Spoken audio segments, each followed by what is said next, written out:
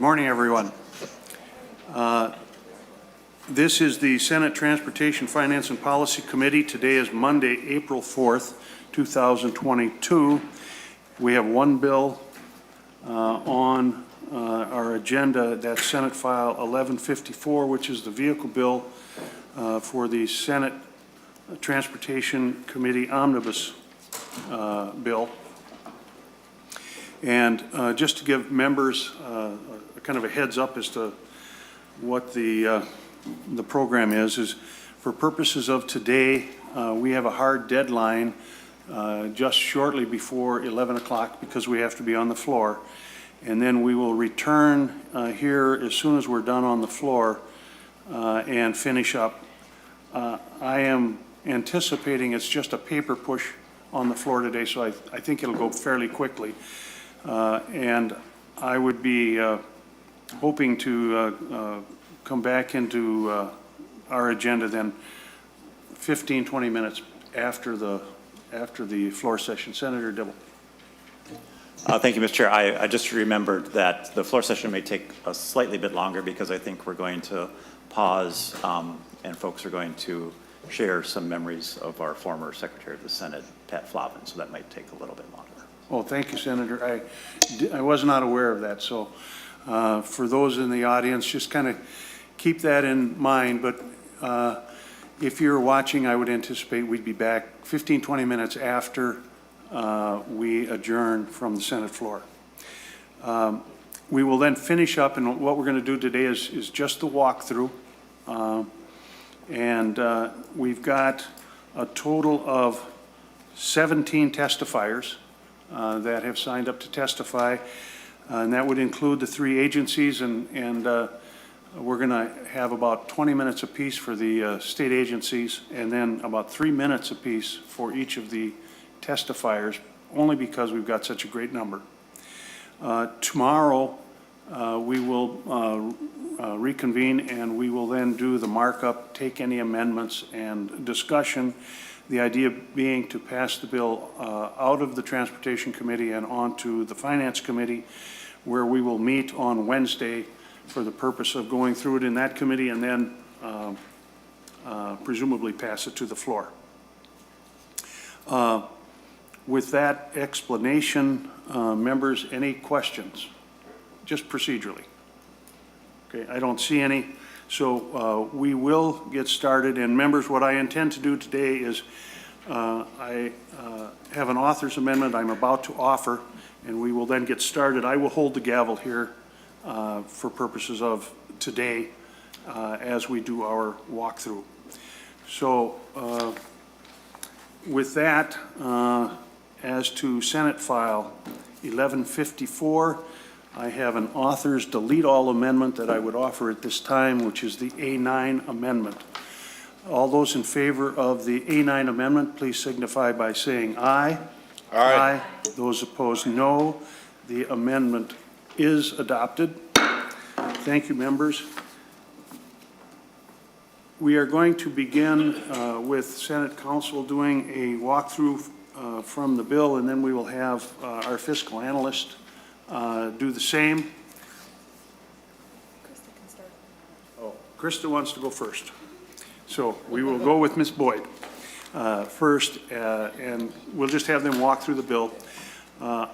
Just to help those in the audience understand, I would just briefly tell you that as follows. Article 1 deals with MnDOT and DPS and the Met Council appropriations.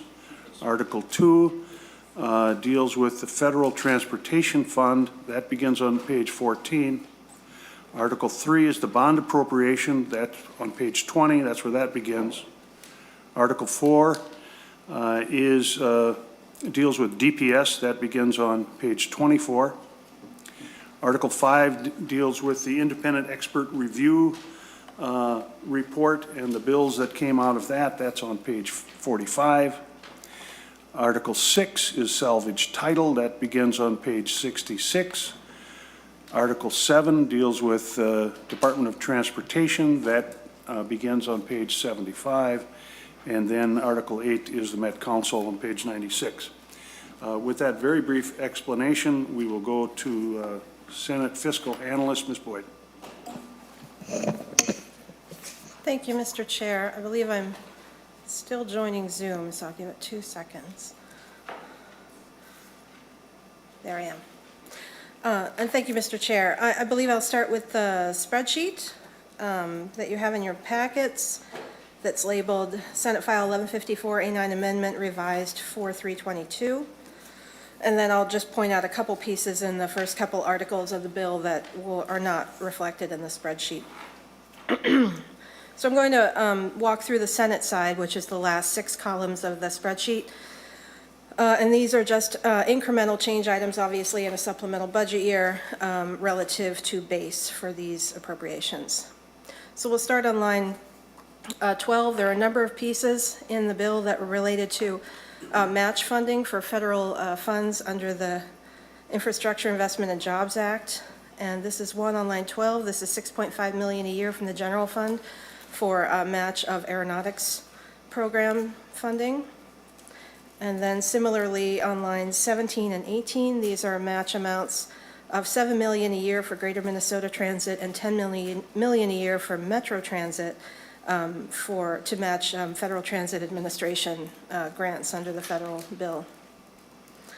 I should point out that the amount on line 18 is appropriated to MnDOT and transferred to Met Council for the Metro pieces of transit funding. And then on line 24, this is a reduction to the passenger rail appropriation of $500,000 a year from the general fund that goes back to the general fund. Passenger rail appropriation every year is $500,000, so that zeroes out that ongoing appropriation. On line 29 is a base increase in the tails for the usual appropriation for safe routes to school funding. This is from the general fund. This appropriation gets $500,000 a year from the general fund, so that would increase with these amounts to $4 million in 2024 and then $11 million ongoing in 25 and subsequent years. Excuse me. The next item is on line 40. This is also federal match funding. This is labeled Other Multimodal. This is an amount appropriated to the department for other discretionary grant programs under the federal bill. The programs are known, but the guidance and amounts available, et cetera, to Minnesota are not known yet. So this is an amount available to the department to meet those match opportunities, $13.1 million a year. On line 48 is more match funding. This is under state roads, and this is from the Trunk Highway Fund. This is under the operations and maintenance line item, $4 million in fiscal year 22 and $7.4 million in 23, and slightly higher in the tails. I'm going to back up just a little bit, and I'll point it out later, but the amounts funded from the Trunk Highway Fund, et cetera, are funded in the bill from a transfer from the general fund every year to the Highway User Tax Distribution Fund, which, as we know, passes down to the Trunk Highway Fund and state aid funds, and that is what is funding these federal match amounts under Trunk Highway. The next line item would be on page 2. And there are several lines under state road construction. The federal fund, I'll point out the federal funds first. The actual federal funds that are attributable to the bill, the new federal funds, come into the Trunk Highway Fund in the state and are spent out of the Trunk Highway Fund. So to acknowledge these funds is on line 65. You can see about $152 million in fiscal year 22, $163 in 23, and so on. And then the next line on 66 is match funding for the state match for those funds, $41 million in 22 and about $69 million in 23. And then on line 64 is a base increase from the Trunk Highway Fund balance of $2 million in fiscal year 23, and then it increases in the tails to $25 million in fiscal year 25 and ongoing. And line 71 is a base increase to the Corridors of Commerce program, and that is from the fund balance in Trunk Highway, not related to match, federal match. This is $6 million in 23 and then increasing out to $76 million in fiscal year 25 and ongoing after that. The next items are under local roads. On county state aid highways on line 64, or 84, I'm sorry, tiny, tiny numbers. Line 84, these are related to, later in the bill, we'll see that currently there is a dedication of a flat dollar amount from the sales taxes on auto parts that goes into the Highway User Tax Fund, and in the bill, we dedicate 100% of those revenues to the Highway User Tax Fund. So the amount that can be spent that passes through down to state aid is reflected on these lines. So on line 84 is the amount that would flow to county state aid highway. This is 42 million in 23, and 44 in 24, and 47 in 25. The next line is the auto parts town roads dedication. 100% of the auto parts is going to transportation purposes. I might have misstated a minute ago. Going to transportation purposes. 86% is going to the HUTDF, 7% is going to small cities assistance, and 7% to the town road account. So this is the piece that's going specifically to town roads. And you'll see that on line 85, about 23 million a year, starting in fiscal year 23. And then 86 is the piece of the federal match funding for county state aid that flows down through the transfer from the general fund to the HUTDF and goes to the county state aid highway fund. And this starts on line 86, about 25 million in the first year and going up each year thereafter. Similarly, there's match funding for municipal state aid streets on line 92, starting at 6.5 million in 22, 11 million in 23, and increasing a little bit every year thereafter. And then on line 91 under municipal state aids is the piece of the auto part sales tax that would flow down to state aid here, and that is about 11 million a year starting in fiscal year 23. Small cities assistance is on line 98. This is that dedication of the 7% of the auto part sales tax revenue that would go directly to the existing small cities assistance account. And Ms. Stengel will point out that later in the policy article, we have changed the policy around the small cities account to include a statutory appropriation now that there is dedicated funding to that account. So that would flow through to the department every year to be distributed to small cities. Next on page 3, we move to Metropolitan Council, and there is a reduction to the general fund base appropriation on line 131 of 10 million a year starting in fiscal year 23 and ongoing in the tails. Then we move on to Department of Public Safety on lines 151 and 152 under State Patrol. There's 45.1 million one time in fiscal year 23 from the general fund to replace aircraft under State Patrol. I believe the language now states three twin-engine helicopters and 3 airplanes. And then related to that on line 152 is an appropriation ongoing of $365,000 every year starting in fiscal year 23 for increased maintenance, insurance, fuel, et cetera, other costs related to these new purchases. And that's coming from the Trunk Highway Fund, which is how the State Patrol is funded. On page 4, it's a number of appropriations under driver and vehicle services. Starting on line 163, this is a provision to install security cameras at DVS offices. There's $500,000 one time for that installation. And on the next line on 164 is installation of security cameras at deputy registrar and driver's license agent offices. And that's at 1.25 million one time. The next line is administration and oversight costs related to the third-party commercial driver's license testing program. That's later in the policy articles. On 165, you can see that that's staff costs of $429,000 in 23 and $390,000 each year ongoing after that. These are all from I should mention, these are all from the driver services operating account in the special revenue fund. And then on line 166 is, again, administration and oversight costs related to online driver's education. So that's $108,000 in 22 and $49,000 a year ongoing for staff costs. And then on 167 is a small one-time, small relatively, one-time appropriation of $45,000 from the operating account. This is related to expanding the eligibility for VETS designation on driver's licenses. So there would need to be, I believe, printing of new applications and other administrative tasks. So that's a one-time appropriation there.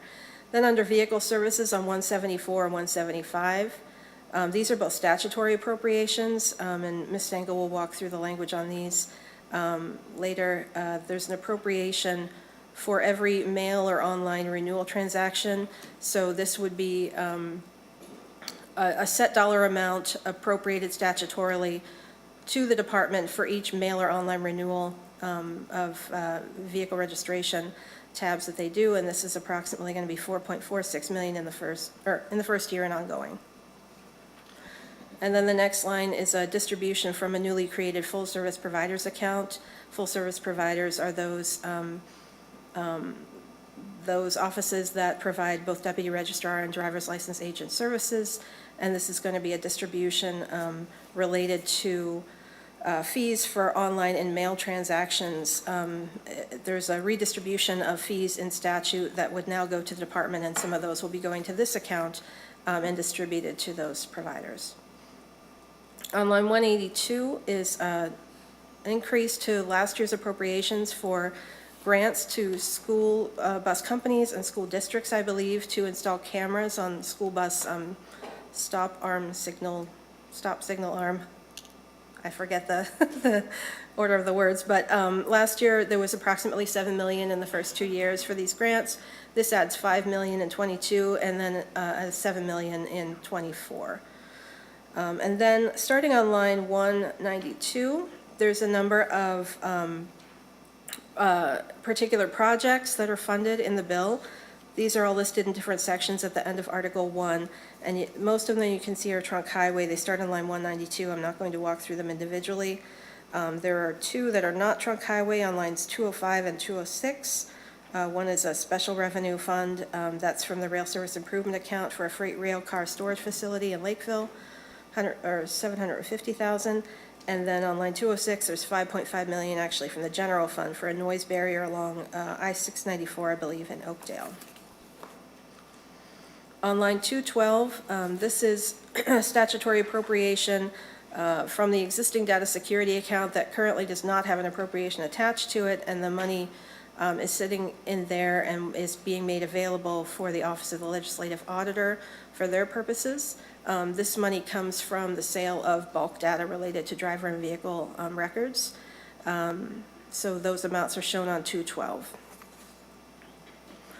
And then we'll move down to I'll point out the transfer on line 228. The transfer I mentioned that is happening from the general fund to the HUTDF to provide for the matching funds for the federal dollars.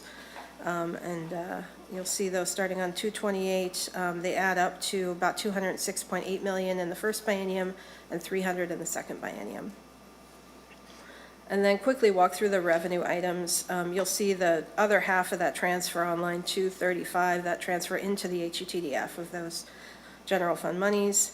You'll see the acknowledgement on 236 of the federal highway funds that were appropriated above from trunk highway.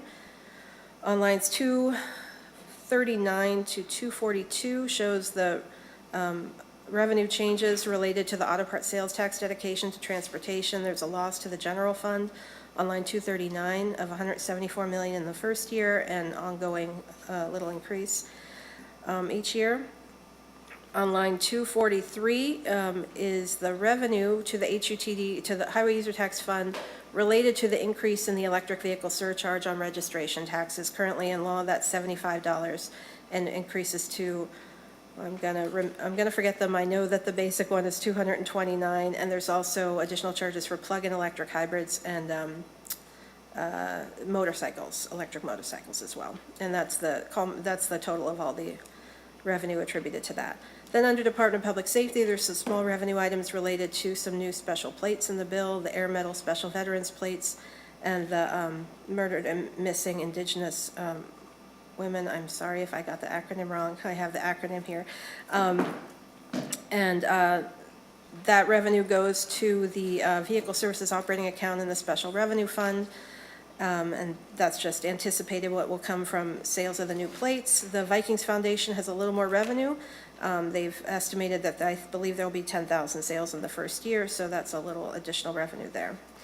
And then on lines 250 and 251, this is loss of revenue to the driver services operating account and vehicle services operating account related to the opportunity for deputy registrars and driver's license agents to provide records instead of DVS, so they would be collecting that fee revenue instead of the department who collects it now. On 252 and 253, this is a new $5 surcharge for any transactions done by mail, vehicle renewals done by mail. This revenue would go to both the vehicle services operating account and the new full service provider account. And on 254 through 256, you'll see the revenue impacts of the filing fee money being transferred to deputy registrars for any online or mail transactions. There's a revenue impact to the vehicle services operating account, to the driver and vehicle services technology account, and then of course a positive revenue gain on 256 to the new full service provider account from that provision. On line 257, this is a new filing fee increase in the bill for driver transactions. The filing fee currently is $8. This would go up to, I believe, $24 for new applications and $16.50 for renewal driver's license applications. And that is the revenue estimated from that, I think 1.1 million, 1.5 million, starting in fiscal year 23. On line 258, this is related to the provision to waive exam requirements for people with out-of-state driver's licenses coming and applying for a Minnesota license. So this would be some estimated fee revenue loss from that provision, about $183,000 a year. On the last line, this is an increase in fees for driver's license skill and knowledge retesting. If you have to take the test a number of times, there's a fee charged, and that fee is increased by $10 a year, or I'm sorry, $10 a time, and that would be an estimated increase of $758,000 a year. Almost done. And then on lines 261 through 265, this is just a summary. Because the HUTDF is a pass-through account, this shows how the money flows through to the Trunk Highway Fund, the CASA Fund, and the Municipal State Aid Fund. And then the bottom line, I just want to point out on line 289, this would be the impact of the general fund relative to the transportation budget base as a result of this bill. And this is the federal match fund transfer. This is the auto parts transfer, and then some other smaller appropriations made in the bill. So on line 289, you'll see under 2223, that's an increase of $499.3 million to transportation from the general fund, and in 2425, $749.2 million. There's a number of footnotes that you can read at your leisure. I just wanted to point out, starting on line 294, this is related to Article 3 in the bill. This is a list of the earmarks, the trunk highway bond projects in that article, from about $300 million in trunk highway bonds, and they don't usually show up in the spreadsheet, so I just wanted to point those out. And then very briefly, Mr. Chair, at the end of, if you refer to your A9 amendment, on Article 2, sorry, I don't have it ready. Article 2, this is the article dealing with the federal match funding. And what page, Ms. Boyd, are you on? Sure, I'm going to page 17. And there is some rider language related to the $13.1 million a year appropriation for the other multimodal grant programs from the general fund. I just wanted to point out, this is just some parameters put in the language about the discretionary programs that are available through the U.S. Department of Transportation, and what the match funding may not be used for. And those start on line 1716 to 1725. Those are some federal programs. And then on line 1726, there are parameters put out on using the appropriation for Guideway or passenger rail projects. And then on line 1729, there's some reporting requirements from the Commissioner of Transportation to the legislature on the use of these multimodal funds when an application is made to the US DOT for discretionary programs. And then also on the next page, a yearly report explaining the use of, explaining the programs that were applied for. And then the next section on page 18 relates to, under the IIJA, there is some new electric vehicle infrastructure formula funding, and this is some policy language around that program, that the subdivision 1, briefly, the match requirements should be from non-state sources, locals or private-public partnerships. Subdivision 2 puts a maximum on the amount of this infrastructure that can be located at rest areas in the state. Subdivision 3 states that there should be a regional balance throughout the state as much as allowable in funding these projects. Subdivision 4, this is related to alternative fuel corridors, which is a federal certification on alternative fuel corridors in the state. They must be fully built out before the funds can be used on other corridors in the state. So the states that the state should seek that certification from the federal government. The section 4 is just the transfer amounts from the general fund to the highway user tax. And then section 5 is related to the Reconnect Rondo project. This is, there's a definition of the project, and then there's some parameters put around, I suppose, prohibitions on the use of funding from the Commissioner of Transportation or the Metropolitan Council for this project. That's on page 19. Section 6 and 7 relate to the federal match funding coming into the state and the federal funds coming into the state. Section 6 says that the federal match funding from the state can only be spent according to a direct appropriation specifically for this purpose. So no other appropriations in the department, I believe, can be used for that purpose. It has to be specifically for federal match. And Section 7 says that any federal money from the IIJA must not be spent except pursuant to a direct appropriation. So any federal money acknowledged as the money in the bill from the trunk highway, but there's also other money coming to the state, would have to be spent by direct appropriation. Sorry to be so long-winded, Mr. Chair, but I believe that's the end of my sections for now. Thank you, Ms. Boyd. We will now have Ms. Stengel walk us through the policy portions of the bill. Ms. Stengel. Thank you, Mr. Chair, members.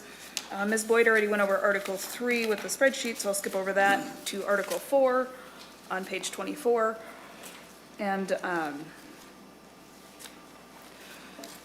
I'll go sort of section by section, but at a very high level. I'll try to point out any new sections or sections that have changed significantly as we go along. A lot of the effective dates throughout have been tweaked. I won't point out all of the changes to those. So Article 4 is the Department of Public Safety article. That starts on page 24. The first section is the OLA data security account change that Ms. Boyd talked about earlier. On page 25 and 26, there are 4 new sections about electric vehicle and electric motorcycles. For the all-electric vehicle, it increases the surcharge, and for plug-in hybrid electric vehicles and all-electric and plug-in electric motorcycles, it imposes a new surcharge. That takes us to page 26, section 6. This authorizes air metal special license plates for veterans. On page 28, section 7 allows the disabled American veterans to get emblem plates. On page 29, section 9, this is the Minnesota Vikings Foundation plates. On page 30, it's a Minnesota Missing and Murdered Indigenous Relatives special plates. Section 11 is a agency provision that requires the commissioner to deny an application from a dealer if the applicant is not in compliance with location requirements or misrepresented information on their application. Section 12 is the increase to the dealer documentary fee. Section 13 on page 33 requires dealers to allow their records to be inspected during the hours that they have specified. Section 14 is one of the towing provisions and allows tow companies to impose a lien for recovery and cleanup costs. On page 34, section 15 allows tow companies to charge for those same recovery and cleanup costs. Sections 16 and 17 are new definitions for all-electric motorcycle and plug-in hybrid electric motorcycle to go with the surcharges imposed earlier. Section 18 reorganizes the section to allow for online driver's education, and the implementation of that comes a little bit later. On page 36, section 19, this allows additional veterans to get a vet designation on their driver's license. And I'll note that there are some changes here to the types of veterans and the documents they can use to get that designation. Section 20 on page 37 is a conforming change to the third-party CDL section that's coming up on the next page. Section 38 is the third-party commercial driver's license provisions that we heard earlier, and that goes on for a few pages. I will note at the end of this section on page 42, subdivision 17 was amended by the State Government Committee in a couple of ways. One, it specifically says a few rules do not apply to third-party CDL testers. And then starting on 4232, you'll see that the commissioner is allowed to do very specific rulemaking on the list of items on the top of page 43. Section 22 on page 43 allows for online driver's education program. This bill wasn't heard this year, but it was heard last year.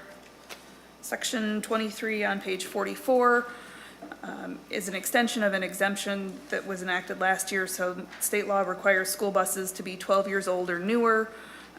With supply chain issues last year, that was extended out to 13 years. And again, this year it's being extended out an additional year.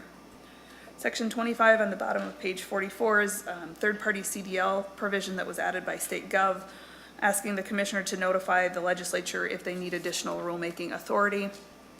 Section 26 on 45 tells the revisor to renumber a few subdivisions so things are in alphabetical order related to the electric vehicle surcharges. And section 27 repeals some laws related to third-party testing. Article 5 is the independent expert review provisions. This pulls back together all of the little bills that were out in various committees. There's many changes throughout the section, particularly effective dates. Some come from amendments made in other committees, some come from DPS feedback, some come from some other places. I'll try to point out the big changes as we go through. Section 1 is the definition of full service provider. Section 2 and the next subsequent sections are about full service providers being able to provide copies of things like driver's records, crash reports, those sorts of things. There's one change I can't really point out specifically because it was a deletion. When the bill was before the committee the first time around, it allowed commercial users to go to full service providers for these records. And now that change has been deleted, and any sort of commercial user, so those are like the Carfaxes of the world, will go to get their records through DPS as they currently do. But full service providers can provide records to anybody else. So we can skip over those sections. They're all sort of the same. I will note section 5 on the top of page 48 is a new section that was added by civil law. And this requires the commissioner to monitor full service providers when they're giving these sorts of records to make sure they comply with the Data Practices Act and applicable federal law. Section 6 is the fee sharing provision, and you'll see the relevant language on page 49. Fees collected by the department for mail or online transactions are split between various accounts. Notably, the full service provider account gets money from these fees. And on 49, line 17, there's a new provision that requires a $5 surcharge on every vehicle renewal submitted by mail.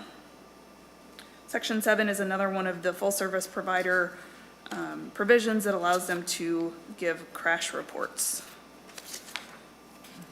And that takes us to page 52. Section 8 is another civil law addition. This is monitoring and auditing just like the earlier version, but this is just specific to the crash reports. Section 9 is the definition of a full service provider in a different chapter, and it just cross-references back to section 1. As you'll remember, there are several provisions extending driver's licenses from 4 years to 8 years. This is the first one of those. It relates to motorized bicycles. And you'll see on page 53, line 17, the fee for the permit goes up by about 1.5 times as part of the 4 to 8 year change. Section 11 is a pre-application section. When this was in committee before, it was just for real ID, and we since learned that the department already does pre-applications for all types of driver's licenses, so that change is reflected here. And when somebody applies for schedules an appointment for a driver's license, the commissioner or DLA is required to give them a link to the pre-application. Section 12 has a couple of different things in it. We're on page 54 now. Lines 7 through 10 are the fees. So any new application for a real ID any kind of driver's license, I should say, or an ID card is now $24, and a renewal for an ID or driver's license is $16.50. Those are a bit different numbers than what was in committee, and a couple of things go into that. One, it was the sort of base increase from Senator Jasinski's, just an increase to the filing fee, and then it was increased again by about 1.5 times to reflect the change from 4-year to 8-year driver's licenses. On line 22 on page 54, this is a change. This requires the department to maintain photo ID and vision examination equipment for all agents, regardless of when they were appointed. On page 55, section 13 is an 8-year driver's license provision. On page 56, section 14 is a section that requires the commissioner to post the driver's manual and study materials on the department website. Section 15 is an 8-year driver's license change. Section 16 on the bottom of page 56 has to do with accessing data in MinDrive, and the changes are on page 57. One change to note here is when this was heard by the committee before, there was an appeals process that allowed somebody to initiate a contested case hearing through the Office of Administrative Hearing. And that process has been removed, which means DPS will continue with their internal appeal process. Section 17 is about exam locations and information about exam timing. Those changes are on page 59. The requirement to have 40 or more exam locations is the same as it was when it was in committee, but there are some additional requirements here about needing to be open a minimum of a day per week and posting those hours on the website, on the commissioner's website. On line 59, you'll see the real-time information requirements about providing information about when and where exams are available. Section 18 is the provision that says new residents to Minnesota don't have to take a knowledge test if they have a valid ID from another state. On page 60, section 19 is new. It increases the fee for retakes for knowledge and road tests, and that's the third or subsequent test. It increases the fee by $10.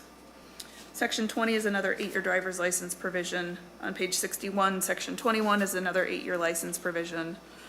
Page 62 requires the Commissioner of Public Safety to post pass rates for each driver's school. There's a new provision on line 11 that requires driver training schools to provide lists of the students that have completed coursework to the Commissioner twice a year. Section 23 is the statutory appropriation out of the Vehicle Services operating account to fulfill orders, and you'll see those changes on the top of page 63, broken down by whether they are submitted by mail or online and whether plates were issued or not. So per transaction, an amount is specified, and those are statutorily appropriated monthly. Section 24 is the full service provider account where the fee sharing fees go in and then go back out to the full service providers. Wanted to point out the bill is as it was introduced and not amended, meaning that the commissioner distributes the money to the full service providers on a proportional basis to the total number of transactions completed, and that's done quarterly. Section 25 is sort of the catch-all. It encourages DPS to implement all of the other recommendations of the IER and then report back to the legislature. On the top of page 66, there's a couple of new requirements. One of them is to, in this report, provide a plan for exam station locations. And the other one is to look at whether there's any limited driver's license agents who are unable to become full service providers because of the restrictions on location in statute. Section 26 repeals a provision that prohibits the commissioner from giving information on vehicle registration over the phone. And then there's an effective date at the end of August 1st, 2022. And several of the sections are effective either October 1st or January 1st. And then the one relating to driver's exam station locations is effective July 1st, 2023. So a variety of effective dates. Section 6 is the salvage and prior salvage title brand bill. There have been some minor technical and cleanup changes as it has gone through. But for the sake of time, I think I'll just skip this article. Happy to come back to it if anybody has questions on it. So you can skip ahead to page 75. And that takes us to the MnDOT article. The first one allows electric vehicle charging stations to be located at rest areas except for where prohibited by federal law. The next several sections are relating to the Corridors of Commerce program and pick up some of the provisions or concepts from the department bill, but are sort of shifted and changed in several ways. So section 2 on page 76 defines greater Minnesota area and the metro area. Section 3 on 76 and 77 allows the commissioner to use their 17% of the appropriation for the cost of project scoring, ranking, and selection. Section 4 on 77 going on to 78 defines larger and smaller projects in greater Minnesota. And section 5 is the project selection process. And in short, in greater Minnesota, that's everything outside of the metro, ATPs, area transportation partnerships, review projects, and then pick 3 large projects and 3 small projects to advance to the project evaluation and selection process. For the metro area, each metropolitan county board, including Chisago County, select up to 2 projects to recommend for advancement and project selection. And then you'll see on page 80, line 3, there's a new criteria to consider written recommendations, and I'll explain what that means in a minute. And on 80.6, tells the commissioner how to select projects, about 50-50 between greater Minnesota and the metro area. In the metro area, at least 55% go to the counties other than Hennepin and Ramsey. And in greater Minnesota, about 25% of their share has to be used for smaller projects. Section 6 is a new section that requires the commissioner to compile a list of all of the projects from the ATPs and counties and submit it to the legislature and governor. And each individual legislator and the governor may write a letter of support for one project, and the commissioner awards 1 additional point to that project as part of the selection process. Section 7 on the top of 81 requires the Corridors of Commerce selection to be done on a 4-year cycle, so projects are selected for 4 years, and then the money allocated is used for those 4 years. At the end of that, a new selection process occurs.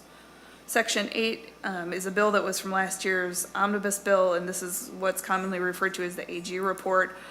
That's where the AG and MMB look at proposed uses of the trunk highway fund and whether they're permissible uses or not.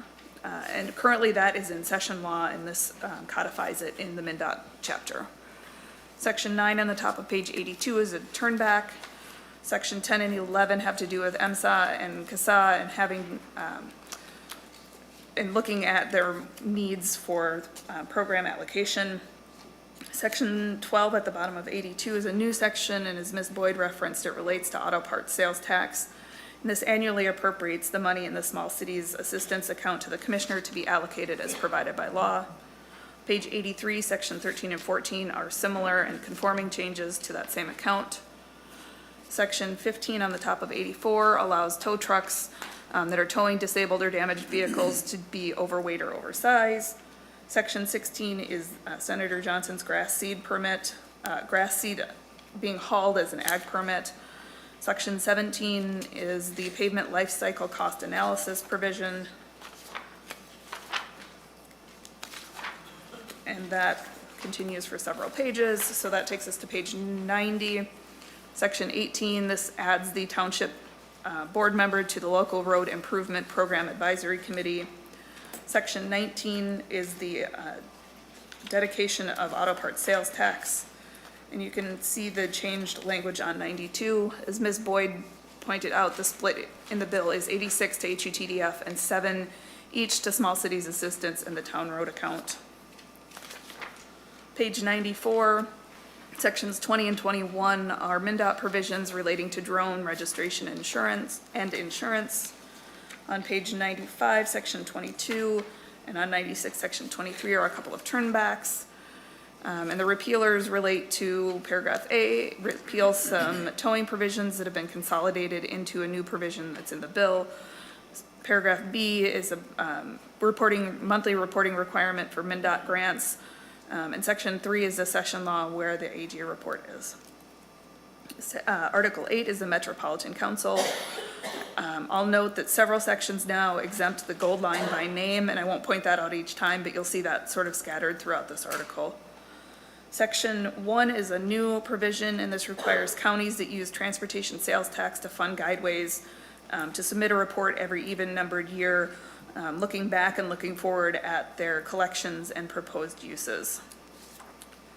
Section 2 on page 97 is the requirement to report on certain statistics relating to ridership and crime and posting that on the council's website. Section 3 is a provision that prohibits Met Council from issuing certificates of participation for guideways. Sections 4 and 5 on 98 are new sections, and this has to do with light rail. Section 4 amends the definition of responsible authority to include a county board of a metro county. Section 5 allows the governor to appoint a metro county as a responsible authority. And if the proposed light rail facility is entirely within one county, the governor must designate that county board as a responsible authority for that light rail project. Section 6 is the municipal approval of guideway plans. Section 7 on page 100 is the cost benefit analysis.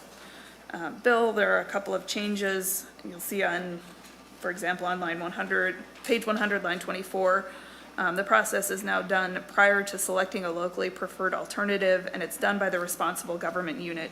And that means the government unit that does the environmental analysis. That takes us to page 102. And this is the section that requires host counties to be responsible for all guideway funding.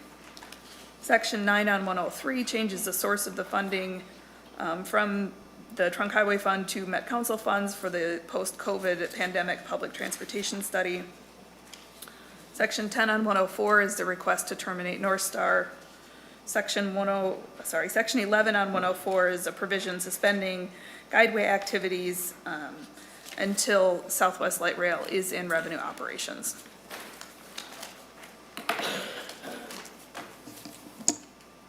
Thank you, Ms. Boyd. One moment.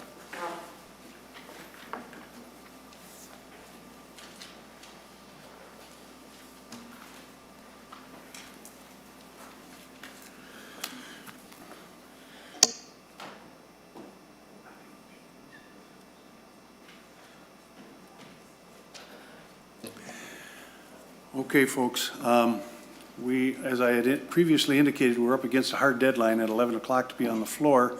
The first testifier I have is Ms. Daubenberger, but rather than most certainly interrupting your testimony, I would assume you would prefer to come back after recess. And she is nodding her head yes. So with that, we will recess now to the call of the chair. It will be approximately 15 to 20 minutes after we adjourn in session. We are in recess.